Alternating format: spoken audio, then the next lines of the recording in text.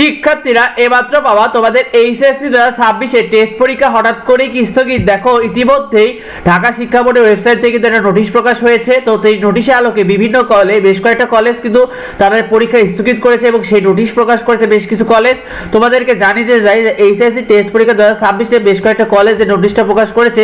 মাধ্যমিক ও উচ্চ মাধ্যমিক শিক্ষা বোর্ড ঢাকার যে ঢাবি পডি 650 সেটার নোটিশ কোড অনুযায়ী এর পরিপত্র অনুযায়ী 2024-25 শিক্ষাবর্ষে দ্বাদশ শ্রেণী নির্বাচনী পরীক্ষা 2026 স্থগিত করা হলো এবং স্থগিত পরীক্ষার সময়সূচি পরে জানানো হবে।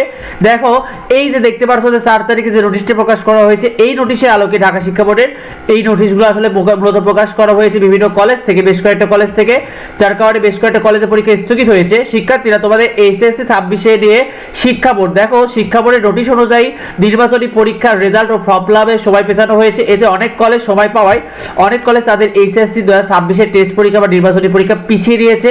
শিক্ষার্থীরা তোমরা তোমাদের কলেজে যোগাযোগ করো বা নোটিশটা খেয়াল করে দেখো যে তোমাদের কলেজেও টেস্ট পরীক্ষা পেছানো হয়েছে কিনা এই শিক্ষা বোর্ডের নিয়ম অনুযায়ী।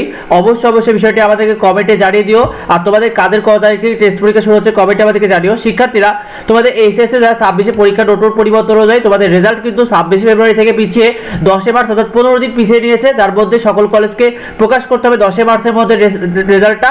আর অন্যদিকে ফর্ম ফিল-আপ তোমাদের 1 মার্চ থেকে যেটা শুরু হওয়ার কথা ছিল সেটা 11 মার্চ থেকে শুরু হবে, এটা জানিয়েছে। আর যারা ফেল করেছিল 25 সালে বা ইমপ্রুভমেন্ট দেবে এবার, তাদেরকে ফেব্রুয়ারি মাসে অবশ্যই তোমাদের নিজ কলেজে গিয়ে তোমরা যোগাযোগ করবে। শিক্ষার্থীরা পরবর্তী আপডেটগুলো পেতে অবশ্যই আমাদের চ্যানেলটিকে সাবস্ক্রাইব করে রেখো। তোমাদের কাদের পরীক্ষা স্থগিত হয়েছে কমেন্টে আমাদেরকে জানিও এবং কাদের পরীক্ষা কবে তারিখ থেকে পরীক্ষা শুরু হচ্ছে কমেন্টে আমাদেরকে জানিয়ে দিও। দেখাই পরবর্তী ভিডিওতে। ধন্যবাদ।